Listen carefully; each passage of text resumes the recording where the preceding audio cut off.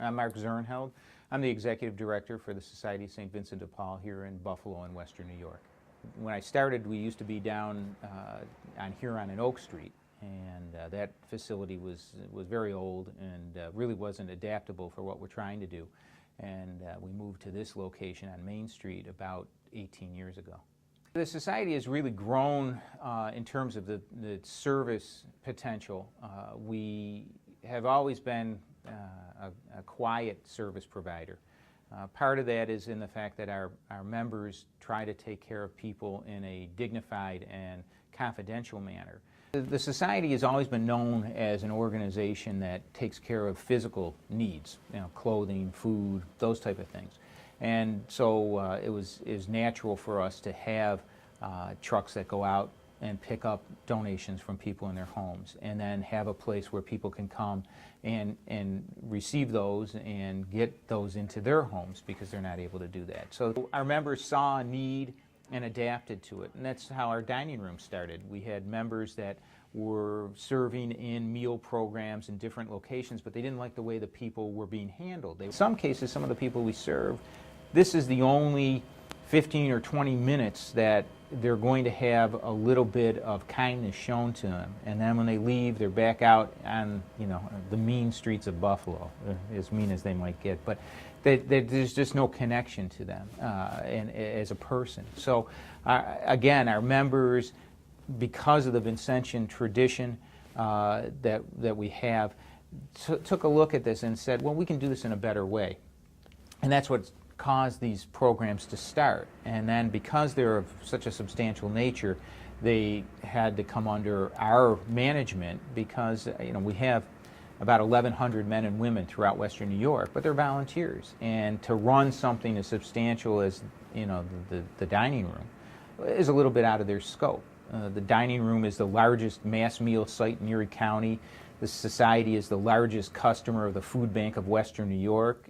So you've got huge volumes of food and the logistics that go behind that. And there are a lot of good-meaning and good-natured people, but you have to have some management and administration to be able to do that. And we've been able to do that. We've been doing it here with the dining room program for over 30 years, and we feel that we've served over 2,400,000 lunches in that time. We also took and decided to put a bin program in place, and we have about 80 bins that we collect clothes in about 68 locations right now.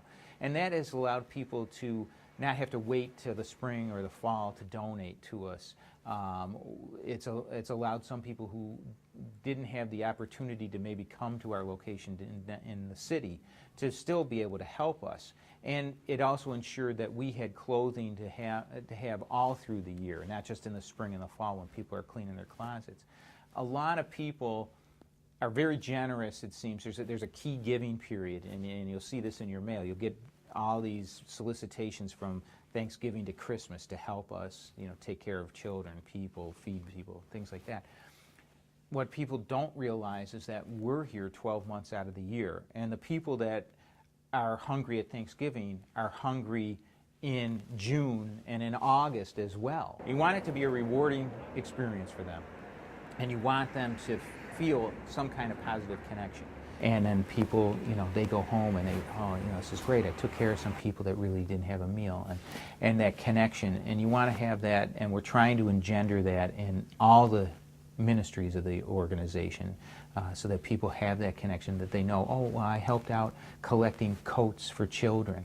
Well, I know that there's going to be some children next winter that are going to be warm and be able to wait for their school bus in a warm coat because of what I did today. And again, goes back to, I think, the character of our community. Everybody has a different interest. Everybody has different talents and skills. We've been around the organization for 166 years here in Buffalo. We're the oldest continuously active charitable presence here in Western New York. So something we're doing, there's a need for, obviously, but something that we're doing resonates with the citizens of Western New York that wants to participate. And we made a conscious decision to make our headquarters in the city of Buffalo. because there are people that have great needs here. We made sure that we were on transit line because not everybody has the availability of a car. We wanted to be able to, so that people could get to us on both sides that need help and want to donate. We do good things here. We are a resilient people. We are a generous community.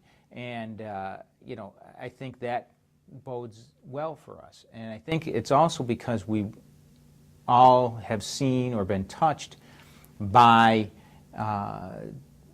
instances where there is need in our families or friends of ours, that, you know, that empathy is that, oh, you know, that could have been us. Hey, I might have been the one making that call for help for my children, you know, and what would I want people to, how would I want them to respond to me? And I think that, you know, that's just in us as Buffalonians, Western New Yorkers.